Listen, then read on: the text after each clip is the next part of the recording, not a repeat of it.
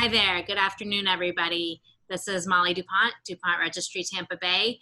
Just doing one of the talks I love the most, reaching out to people that I've seen win awards at the WEDU Be More Awards, an annual event that is put on in the Tampa Bay area, but just highlights so many amazing people and what their passion is and how it's become a project that serves others. And I'm pleased to introduce you to Pat Simmons, Bikes for Christ, and we're just gonna catch you all up on what his organization does to help get bikes out, the way that people can use them in our community and people who are in great need for transportation. So Pat, why don't you tell us about how Bikes for Christ got started? Okay. Basically, how does somebody decide they want to start a nonprofit? That's, they got to be a little crazy. That's one thing. But what really put a fire in me is that in 2015, I took a mission trip with my church down to Nicaragua, and I saw how people live in true poverty, not the poverty that we have here in the States, but I'm talking about these people have absolutely zero resources to help them out. Well, I came back here and I was on fire. I knew I wanted to do something. I knew I wanted to make a difference. I didn't know how to do that. So I started getting involved with some different ministries that work directly with those in need by doing feedings, which, that makes the most sense. There's a lot of that going on around here. So I got involved with one, then I got involved with another. And then finally the light bulb goes off above my head and says, you can help these people with transportation, because I'm an avid cyclist. I had been wanting for a long time to combine my love of cycling with something that actually had purpose. Now I had that purpose. So how we started was just by me placing simple ads, asking for donations on Facebook, yard sale and garage sale sites. And we started getting donations. And at this point, I'm just a one-man operation. And so I needed a place to fix the bikes up. I found a little bike shop that was willing to help me, that would only charge me half price to do that. And fast forward, that was March of 2016 when we started. Fast forward 4.5 years later, we now work with over 50 organizations in the parts of 4 counties here in the Tampa Bay area. And those organizations have case managers that work directly with the clients in need. And if they feel like a bicycle could be life-changing for that individual, then they place a referral order with us. And of course, we are Bikes for Christ, so we also give out a Gospel of John with every bike that we give out.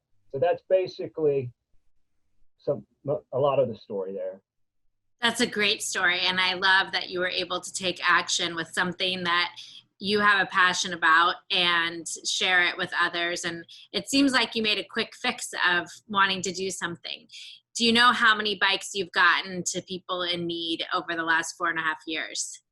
I don't have an exact total on that, because really the first 1.5 years, before we got our nonprofit status, it was hard we weren't tracking really that well. I can tell you this, even with the pandemic that we've experienced this year, we're up to 220 bicycles this year. I mean, that's even with the slowdown, because I looked at the figures. We started off gangbusters the beginning of the month, or the beginning of 2020. And then in March, the numbers, of course, dropped because these agencies are trying to figure out how do we continue to stay open and deal with everything going on, but yet still provide services to those in need. So you saw the numbers drop, but they've consistently come back up, where this month we're up to about 35 orders, and we're almost at the end of the month. And so tell our viewers, how can they help? How do we get extra bikes to you? Do you buy new bikes? Do you take used bikes? How does that whole part work? Okay, it's pretty simple. If you just go to our website, which is bikes, the number 4, bikesforchrist.com, and you go to the donation page. You have a couple options there. It shows both drop-off points as well as a form. If you don't have a way to drop the bicycle off, you can complete that form. We'll follow up with you to arrange a time and date when we're going to be in your area to pick the bicycle up. So that's the best way. And also on that same page, it gives you the opportunity to donate monetary wise as well, because the bikes are donated, but obviously the bikes need to be fixed up. We're a business like a for-profit business. We have an overhead with everything, and in order to keep the operation going, we have to have those funds to keep us going. Great. I think that's easy. I feel like everyone I know has one extra bike in their garage that someone outgrew or someone's not using anymore. I know I sure do. I need to get one too. I have a green one that I liked a lot for a while, but it's ready for the next person to fall in love with it. What about, do you have a favorite success story or a time where an agency asked you for something and you could really see the direct impact on the recipient? Well, I do have a favorite story, and it's about an individual that I met whenever I was volunteering at Amazing Love Ministries.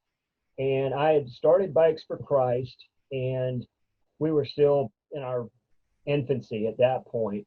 And I asked this person, his name's David, I said, David, do you want a bicycle?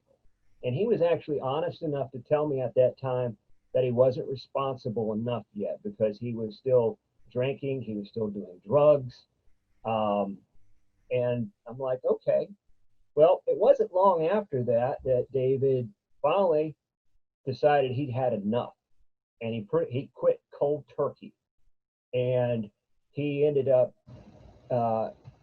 having a place to stay there on the ministry grounds. They gave him a place to stay. He got a job, and it was once he got that job that he came to me and says, can I have a bike? So it was actually the day after Christmas, I want to say coming up on 3 years ago, that I was able to deliver a bike to him, which was like a well-earned Christmas present. So fast forward to today. I'm happy to tell you, David's still clean and sober. David's still working. And he's donated back at least 4 bicycles to us. Oh, that is so it's like great. the circle of life.